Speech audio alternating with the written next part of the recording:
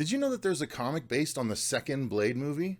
There is. Let's talk about it. It begins with a reminder of what happened in the first movie when Whistler ended things himself. Then we go to Prague where we see a man named Jared Nomak who is going to give blood, but he's attacked by vampires who want his blood instead. Elsewhere in Prague, Blade is chasing down and killing some fleeing vampires when they finally lead him to his objective. Turns out Frost had taken Whistler and put him in a stasis tank after being turned into a vampire. Blade takes Whistler back to his headquarters where we meet his new assistant Scud before Blade gives Whistler a cure for his vampirism. Just after, a man named Assad and a woman named Nisa break in to deliver a message from the Vampire Nation, who want a truce because now there's something worse on the streets. Blade goes with them and is soon introduced to a very old vampire called Overlord Eli, who explains that the traditional vampire arbovirus has mutated into what they call the Reaper strain, originating in the guy Nomak from the beginning. He feeds on both humans and vampires and needs to be stopped. Blade and team then meet the Blood Pack, an elite group of vampires originally meant to kill Blade. One of them, Scud, immediately challenges Blade, but Blade moves too fast and attaches an explosive to the back of his head.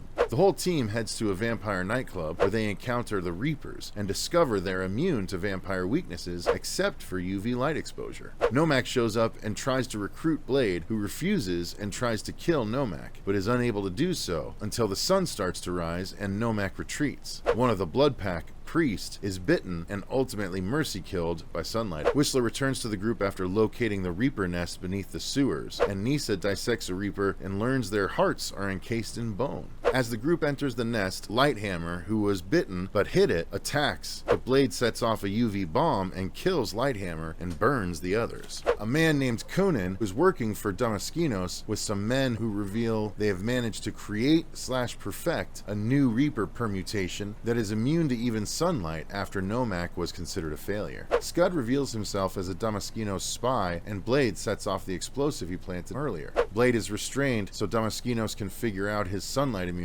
and apply it to the totality of his race. Nomak shows up and disrupts the proceedings, giving Whistler an opening to free himself, then Blade, who ends up falling in Damaskinos' blood, restoring him. Blade fights and kills Reinhardt as Nomak gets close to Damaskinos and bites a chunk out of him, killing him.